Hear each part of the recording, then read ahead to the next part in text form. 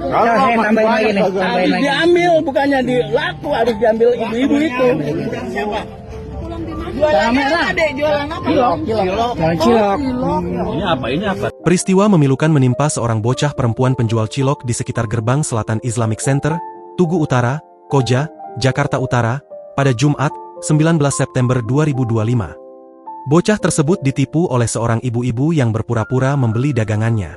Usai kejadian, tangis sang bocah pun langsung pecah hingga memancing perhatian warga. Dalam video yang diunggah akun Instagram Fitgram Indo, pelaku diketahui tidak hanya membawa kabur uang hasil penjualan, tetapi juga cilok yang dijual oleh sang bocah, lalu menghilang begitu saja tanpa jejak. Kejadian ini pun membuat warga sekitar prihatin. Mereka yang bersimpati langsung berinisiatif patungan untuk mengganti kerugian sang bocah, bahkan turut mengantarkannya pulang ke rumah dengan selamat. Dikutip dari unggahan akun Instagram Polsek_Koja, Polsek Koja pun langsung menindaklanjuti dengan serius peristiwa ini.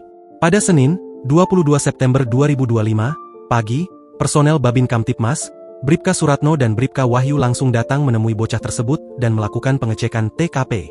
Dari hasil penelusuran, diketahui identitas anak tersebut bernama Malika Kania Putri, yang merupakan putri dari pasangan suami istri asal Bogor, Andie Suhelmi dan Anissa Amanah. Kapolsek Koja, Kompol Andri Suharto menyampaikan bahwa langkah cepat dilakukan untuk memastikan kebenaran informasi yang beredar dan menjaga kondusivitas wilayah. Polsek Koja akan terus hadir mendengar dan menindaklanjuti setiap laporan masyarakat, demi terciptanya keamanan dan kenyamanan bersama, ujarnya. Enggak, itu dia mintanya gimana? Minta kamu gimana? Bilangnya dia mau beli cilok, terus? teleponin ke suaminya, itu katanya disuruh bareng semua. Itu, tapi dia lagi memegang HP, dia minjem dari uang nggak ada berapa, mau berapa dan nggak ribu. Dipinjam semua sama dia suruh ganti, hebatnya ada suami di rumah, kenapa nggak mau? Lo kan sama suaminya?